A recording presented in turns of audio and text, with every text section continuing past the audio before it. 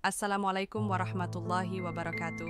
Teman-teman yang budiman, puja dan puji syukur kehadirat Allah Subhanahu wa Ta'ala yang telah memberikan kita nikmat kesehatan dan nikmat keimanan, sehingga kita bisa bersilaturahmi di channel Cerita Hidup. Sebelum mulai menonton Cerita Hidup, bantu channel ini dengan cara subscribe dan tekan tombol lonceng kalian. Terima kasih.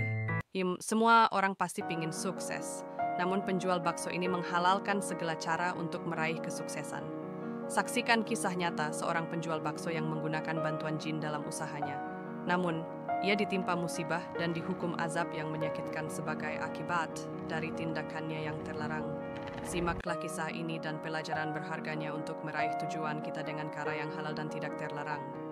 Buktikanlah bahwa kepercayaan dan ambisi kita bisa mencapai kesuksesan bila dicapai dengan jalan yang benar. Dalam Cerita Hidup, kita akan membahas kisah nyata tentang penjual bakso yang menggunakan bantuan dan bersekutu dengan jin dalam usahanya. Kita akan melihat bagaimana kepercayaan dan ambisi bisa membawa manusia ke dalam jurang yang sangat dalam, serta peringatan bahwa tujuan kita harus didapat dengan cara yang halal dan tidak terlarang agar barokah direstui oleh Allah. Di penjual bakso di sebuah kota yang kecil, beliau biasa dipanggil Pak Tarno.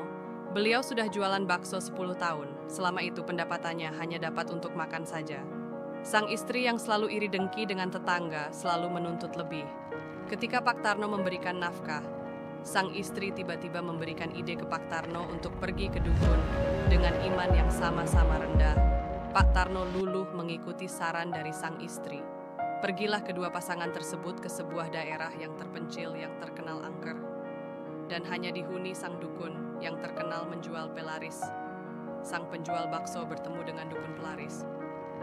Pak Dukun sudah tahu apa yang diinginkan Pak Tarno. Pak Dukun menyodorkan sebuah jimat untuk pelaris jualnya. Dengan mahar dan resiko yang harus ditanggung, Pak Tarno pun menyanggupi. Pulang dari rumah dukun, Pak Tarno langsung mempraktekkan apa yang sudah diajarkan Pak Dukun. Namun baksonya tetap sepi meski sudah dilaksanakan apa yang diajarkan dukun tersebut. Setelah beberapa hari, sontak pelanggan berbondong-bondong datang ke kedai bakso Pak Tarno. Penjualan bakso tiba-tiba melonjak drastis. Pak Tarno dan istri pun senang melihat keberhasilan jimat yang dikasih dukun tersebut. Mereka berdua sampai kewalahan dengan banyaknya pelanggan yang datang. Ia merasakan kesuksesan yang luar biasa. Dan jimat pelaris tersebut memberi keyakinan bahwa kesuksesan tak akan berkurang. Sang istri pun mulai memborong perhiasan dan perabotan yang sangat mahal. Hal itu dilakukan untuk pamer dengan tetangga. Pak Tarno pun hari-harinya sibuk menghitung uang keuntungan yang didapat dari jualan bakso. Setelah 3 bulan kemudian, penjual bakso mulai merasakan azab pertama dari tindakannya yang terlarang itu. Ia terkena stroke, tangan kanan yang biasa untuk meracik Pak Tarno tidak bisa digerakkan. Sejak hari itu, Pak Tarno mulai cari karyawan untuk membantu istrinya jualan. Sial bagi Pak Tarno, sang karyawan membuang jimat pelaris bakso yang ditahu. Karyawan hanya sebuah buntelan kotor yang ada di dalam dandang bakso. Sang istri Pak Tarno juga tidak mengetahui jimatnya sudah dibuang. Para pelanggan pun mulai merasakan perbedaan bakso yang dimakan. Semua pelanggan pada muntah-muntah dengan rasa bakso yang tidak enak seperti biasanya. Tetangga yang nyinyir tambah curiga sama jualan bakso yang tiba-tiba rame dengan hitungan hari. Beneran kan Pak Tarno sama istrinya pakai pelaris, saut salah seorang ibu-ibu. Kesuksesan dan kemewahan yang diraih dari tindakannya yang melanggar akhirnya hilang. Sang istri pun kabur dari rumah karena tidak mau bersama Pak Tarno lagi, yang sakit-sakitan dan sudah bangkrut usaha baksonya. Pak Tarno merasa putus asa. Ia merasa kehilangan tujuan hidup dan tidak ada lagi yang ia impikan. Bukannya kapok dengan keadaan ditinggal istri dan bangkrut, Pak Tarno, sang penjual bakso yang terus menolak untuk merubah cara hidupnya ini, tetap ritual bersekutu dengan jin. Dan akhirnya malapetaka terjadilah azab kedua dari Allah yang lebih mengerikan.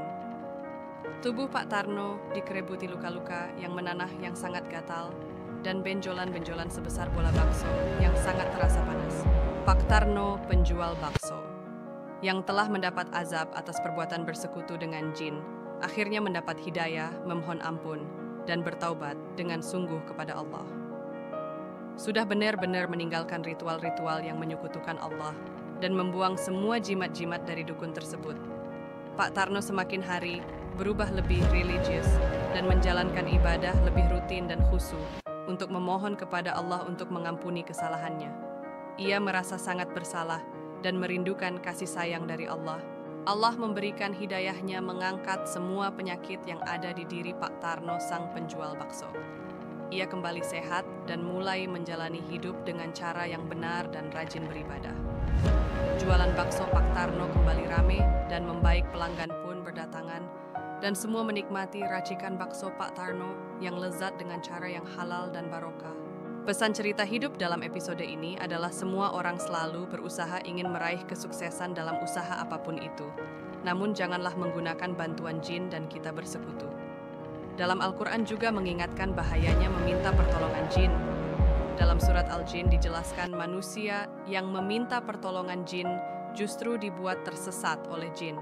Harus kita ingat meraih kesuksesan itu dengan cara yang halal, barokah, dan tidak melanggar ketentuan, dan selalu minta pertolongan kepada Allah Subhanahu wa Ta'ala. Nah, bagaimana menurut teman-teman budiman? Jangan lupa tonton terus video-videonya dan tulis pendapat kalian di kolom komentar ya. Wassalamualaikum warahmatullahi wabarakatuh.